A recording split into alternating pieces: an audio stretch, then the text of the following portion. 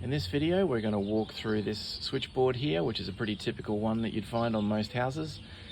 This is a single phase property, and we're going to talk about what you would do in the event of a cyclone or a storm and losing power for a couple of days, and we'll have a chat about inverter capacity as well.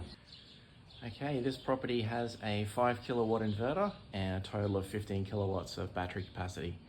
We've got 3 modules there and the inverter down the bottom here, and it also has an EV charger.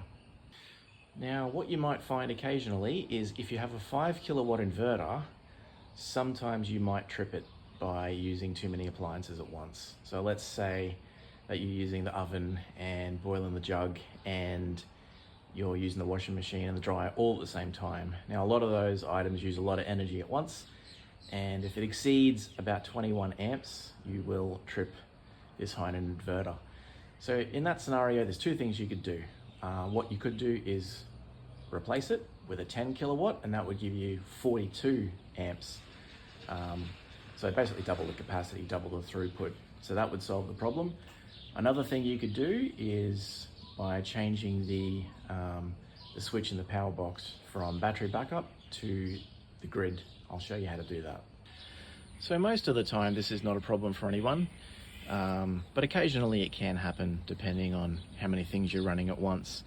And realistically, it can be avoided by just changing your habits, just spacing things out a bit. If it does become a big problem, obviously you could change the inverter from a 5 to a 10. The other thing you could do is, if you've got this particular switch, which is your backup supply, changeover switch up to your grid. So what you could do is flick this into grid position. So what that would do then is just pull any excess energy from ergon rather than relying on the inverter capacity. So having over to that means that the inverter won't trip. But now let's say that there is a cyclone approaching. So you know that there's a strong possibility that you're going to lose power, and let's say that in this scenario you are going to lose power for 3 days, but you don't know it yet. So in that scenario, you are going to want to conserve as much battery energy as you can. So obviously, as the storm approaches, you want to be, for this particular house, you want to be using that EV charger and charging your car to maximum capacity. The other thing you want to do is refer to some of our other videos about charging your batteries using forced charge to make sure that they are using grid capacity to fully charge the battery. So what that means is that you can set up a schedule to force charge the battery from ergon, because as the storm approaches, obviously you're not going to have full solar generation anyway. Now, this particular property's got a 6.6 kilowatt solar system, but I find that on cloudy days it runs at about 1 kilowatt. So I want to be using my app to charge from the grid while it's available, fully charge the car and fully charge those batteries as the storm approaches. And even while it's storming, every 3 or 4 hours, I'll be in there setting up schedules, because I can set up multiple schedules and just keep topping up the battery. So let it drop down to 80%, bring it back up to 100. Let it drop to 80, bring it back to 100. And then at some point, let's just say that we lose power completely. So at that point, if you have this switch in grid position, you are going to need to flick it down into backup position, because ergon's gone. You've lost mains power. You now need to flick this down to backup supply so that you're essentially running off grid. So then in that scenario, it's going to be generating whatever it can despite the weather from those panels and putting it into the battery. So obviously at that point in time, you need to go into conservation mode. So we won't be running any air conditioning. I mean, you could come outside and you could flick that to down, and you could flick the aircon units off. I mean, you could do all that before the storm, to be honest. Because what we want to concentrate on, of course, is your lights and your power, because you want to be running your fridges and freezers, and you want your lights.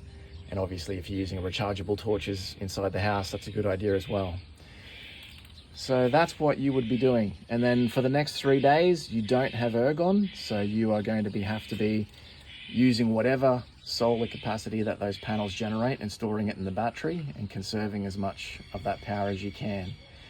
Now, obviously, if you've got a much larger battery, and if it's really, really bad weather, you'll probably not run it down so much. But this particular property, it's got a smaller battery capacity, only 15 kilowatts, for example, compared to like some of the 42 kilowatts we also sell.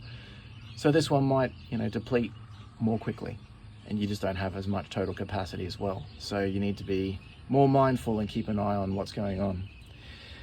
Now, the other thing to note about this single phase property is that it has a generator inlet switch, which was installed shortly after Cyclone Yasi, because for this particular house we lost power for 6.5 days. So I didn't want that to happen again. So I now have a generator inlet switch. So this is a 15 amp plug, and you'll notice that there's a number 1, and then you've got 2 and 3 here. So the idea is that you lift this up, plug in your generator, and then you come over here, and I want to turn on this port. So I'm allowing power to flow through that.